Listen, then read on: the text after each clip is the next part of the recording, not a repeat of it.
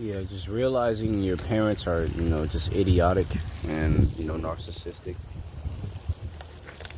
It's pretty tough. I mean, they are.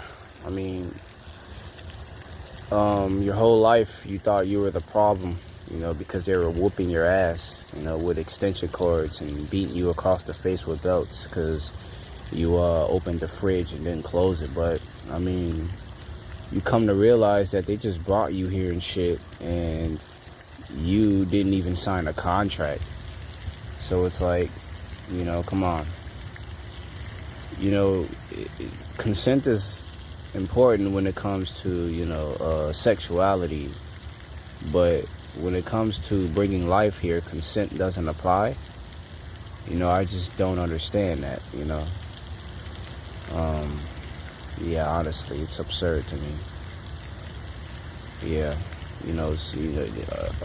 consent can be applied when it comes to a woman, but consent cannot be applied when it comes to children. Bringing a life here. You feel what I'm saying? It's like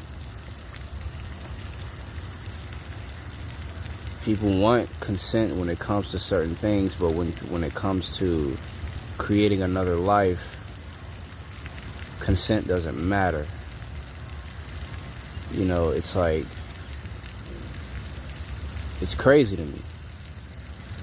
You know what I mean? The very people who create human beings, women, they value consent. They would prefer to have power over their bodies, which is totally fine, I mean, that's a human right, but why do we consider human rights to living beings when we don't consider human rights to non-human beings? Human beings that don't get to decide, because that's the key word, decide to be brought here.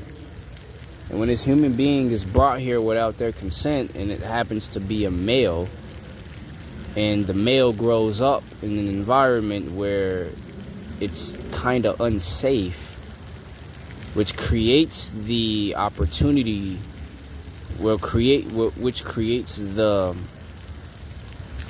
sort of pattern in the person's lifestyle and their mindset where they become very unpleasant beings. When you're brought into a world where men, they grow up being just, some unpleasant motherfuckers. And